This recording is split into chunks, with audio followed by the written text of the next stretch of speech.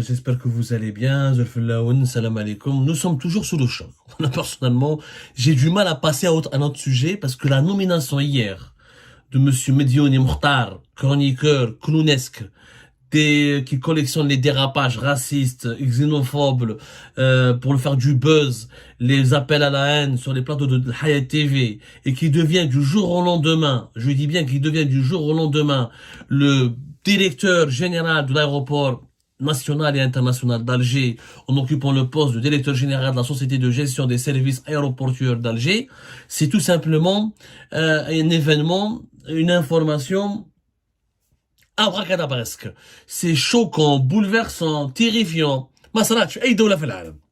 ما صراتش عندك واحد qui n'a jamais géré une entreprise, qui n'a aucune expérience dans le domaine, qui n'a aucune connaissance du domaine, qui n'a jamais travaillé réellement comme directeur d'un taxiphone ou là d'une petite boutique d'alimentation générale, se retrouve du jour au lendemain à la tête de l'aéroport le plus important et du pays et de la capitale Alger, l'une des plus grandes villes du continent africain et de l'Afrique du Nord.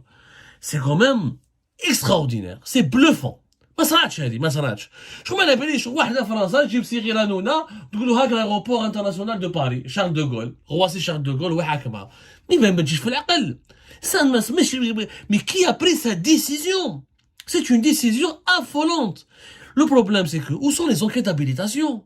Où sont les services de sécurité? Où sont les services secrets? وين راكم يا مخابرات؟ وين راهي هيبة الدولة؟ وين راهي هيبة وسائل الأمن؟ Les services de sécurité ont perdu toute crédibilité, ont perdu toute légitimité.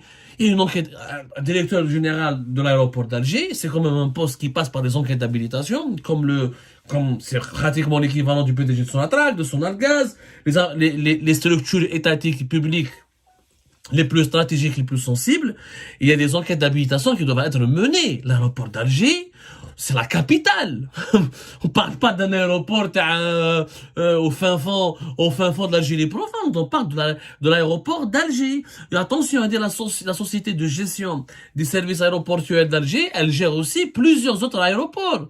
T'as le centre du pays. Si je me trompe pas, il y a des aéroports de Chlef, etc.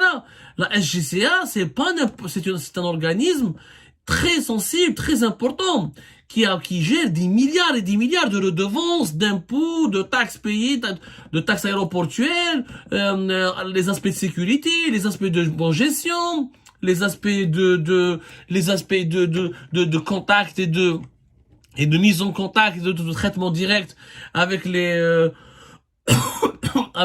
compagnies internationales, avec les prestataires étrangers, avec des chaînes hôtelières internationales, avec des importateurs, des exportateurs. C'est un monde, le monde aéroportuaire, il est très compliqué, très complexe, et il nécessite de véritables compétences. Or, Yashma, elle a noblesse. Notre ami Saad, comment il s'appelle, j'ai du mal à le nommer, notre ami chroniqueur de Hayat TV, n'a ni aucune compétence. Monsieur Mokhtar Saïd Medioni, son parcours, d'ailleurs, il est catastrophique. Est-ce que vous savez d'où est-ce qu'il vient, ce monsieur? Il a été chauffeur auparavant. Ensuite, il a voulu faire du business et des affaires. Ensuite, il a même voulu demander l'asile en Suisse. Ensuite, il a voulu se marier, il voulait aller au Maroc. Il a eu 1000 vies, toutes des vies de beaucoup de turbulences, beaucoup d'instabilité, des humeurs changeantes, mais toujours avec une même constance. Beaucoup de médiocrité et il est loin de pouvoir incarner la figure du technocrate ou là, de cadre dirigeant ou là, du manager qui peut redresser une institution ou là, qui peut gérer une administration. Ce n'est pas possible. Alors, Mokhtar Saïd Medioni, mais ce que peut-être une enquête d'habilitation des services de sécurité aurait pu rapidement déterminer. C'est qu'avant c'était un lieutenant-colonel. D'abord il n'était pas colonel. Il était lieutenant-colonel à l'armée de l'air. C'était un pilote d'hélicoptère. Tu savais, ouais, c'est un bon vivant, il a la tchatch, il aime boire, il aime les femmes, il aime les sorties, il est mondain. Donc, il est sympathique au fond. C'est juste que c'est pas quelqu'un qui peut diriger l'aéroport international d'Alger quand même. T'appelons-neige.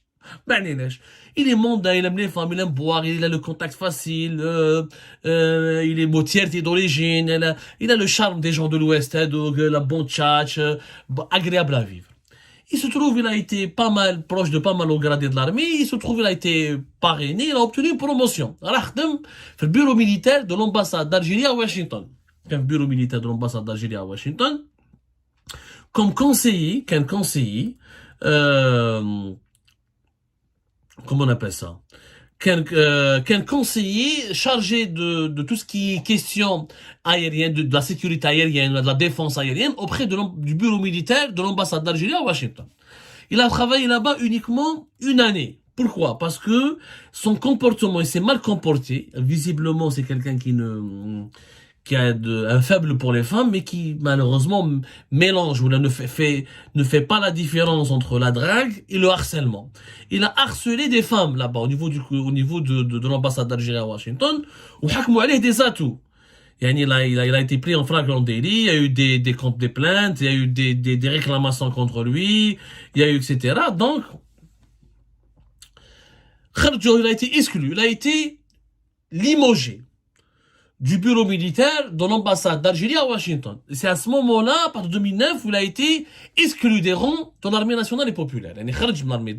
Il a été admis à la retraite. En fait, en réalité, c'est une retraite anticipée. Il a fait une procédure disciplinaire. Bon. Même bad, il a fait une traversée du désert.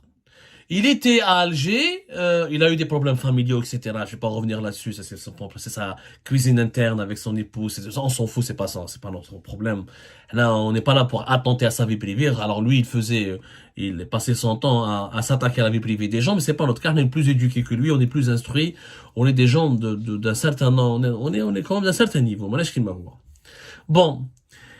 Ensuite, il a eu une traversée du désert, il fréquentait un Libanais, entrepreneur qui était dans le BTP, qui était l'ami d'un Libanais propriétaire de l'hôtel d'Assidi Faraj, ou je sais l'hôtel d'Assidi Faraj, je le Marsa.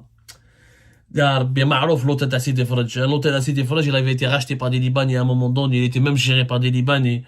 C'est pas le Marsa, c'est juste à l'entrée de Sidi Faraj. C'est un hôtel qui est basé à Sidi Faraj et qui était géré par des Libanais. C'était un hôtel public, ensuite il a été privatisé par des Libanais. Bon, il logeait là-bas, il traversait du désert, etc. C'est là-bas où il rencontre Ali Badja. Ali Badja, c'est le frère de Youssef Badja. Youssef Badja, il est là pour témoigner. Ou là, si je rajoute des éléments, ou l'hôtel Riyad. L'hôtel Riyad. Voilà, exactement. Ali Badja le rencontre. Ali Badja Ali et son frère Youssef sont originaires de Tieret, comme Medioni, comme Khtar Medioni. Il fait connaissance de Ali Badja là-bas, il lui dit voilà, je suis un colonel à la retraite, militaire, Hagroni, maintenant j'étais à Washington, aujourd'hui je suis dans la misère. Arad ou Ali Badja, il n'y a pas de problème, il lui a trouvé un travail. Ali Badja et Youssef Badja avaient créé deux entreprises, Intrafinance et GCC. Il voulait investir à l'époque dans les matériaux de construction. Youssef Badja, vous pouvez connaître son histoire, c'est un Algéro-Suisse qui est parti en Suisse.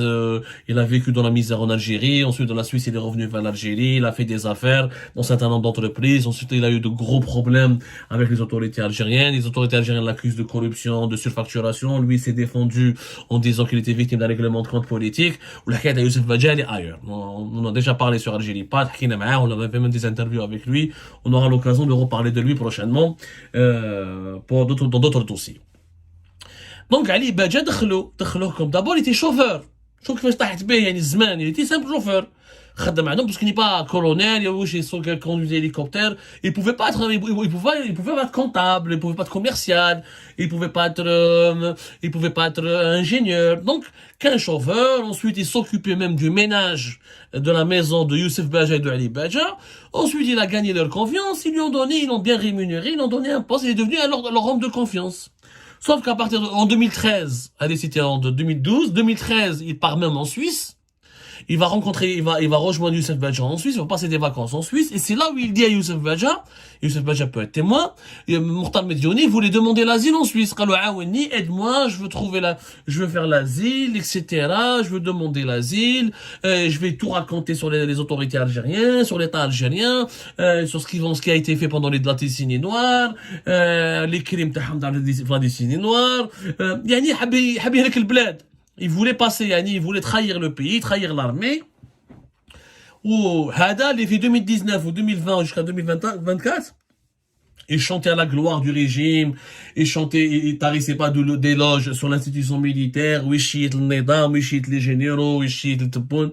En 2013, il était prêt à tout déballer en Suisse pour avoir les papiers suisses. Youssef Badja l'a dit qu'on l'a dissuadé, qu'il non, etc. T'es un militaire, trahir le pays, c'est pas bien, les visas, etc. Auparavant, durant la même période, entre 2012 et 2014, il était amoureux d'une Marocaine qu'il avait rencontrée à Paris. On m'a dit qu'il allait la Côte d'Azur, non, on n'a pas allé faire le Pass. Il voulait même aller vivre au Maroc avec elle. Auparavant, il voulait même épouser une femme qui était originaire de Toulouse. Au début, il voulait partir à l'étranger.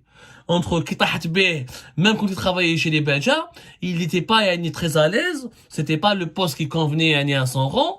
L'Algérie, c'était une misère pour lui, qu'il était exclu de l'armée, que à l'époque du système Bouteflika, Quarto Hargo, il voulait d'abord épouser une femme et aller la rejoindre à Toulouse. Ensuite, il voulait vivre avec une Marocaine en France et la rejoindre au Maroc.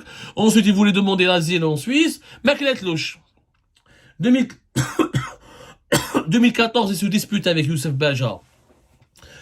Parce que Youssef Badja a eu des problèmes avec les douanes, il a eu un redressement de la part des direction des services des douanes, il y a eu un grand conflit judiciaire. Moi j'ai des connaissances au sein des services de sécurité, je peux te régler l'affaire. Il lui a demandé un pot de vin. Youssef Badja donc s'est disputé avec Mediouni Mokhtar ou Hafzou, il a été licencié. C'est là qu'il va rencontrer un autre personnage qui s'appelle totalement sombre. هذا البيرسوناج هذا de toute façon إذا مختار مديوني حطوها à la tête de l'aéroport d'Alger. هذا Amin Belazouk, je pense qu'il va être ministre dans pas longtemps, parce que Amin Belazouk, c'est lui qui a parrainé Mokhtar Mediouni, c'est lui qui l'a ramené vers El Hayat en 2020 et en 2021, c'est lui qui l'a introduit auprès des services secrets à l'époque quand il était Wassini Bouazza, quand il était lui le patron de la direction générale de la sécurité intérieure, c'est lui qui l'a initié aux médias quand on regarde les plateaux de télévision, commence à insulter le Hirak, et commence à dire des belles choses sur Gaïd Saleh, et commence à à insulter les opposants, commence à se rapprocher du régime, et c'est lui qui l'a créé, si vous voulez, Amin Belazouk, c'est un lobbyiste, qui était d'abord dans le clan de Saïd Bouteflika. Ensuite il a pris ses distances parce que il a eu des affaires des conflits personnels et privés avec certains oligarques proches de Saïd Bouteflika. Wada Belazouk, il est issu d'une grande famille. Malheureusement, il a utilisé le nom de son cousin, un certain Salim Belazouk, qui était l'un des officiers les plus influents à l'époque contre le DRS du général Toufer, qui a comme le service de la police judiciaire dans la caserne Antar. Donc, il a utilisé le nom de son cousin, alors sans que son cousin lui-même était victime de cette malhonnêteté intellectuelle et immorale de ce Amin Belazouk. Ben, j'ai dit les affaires pour se rapprocher de certains dirigeants.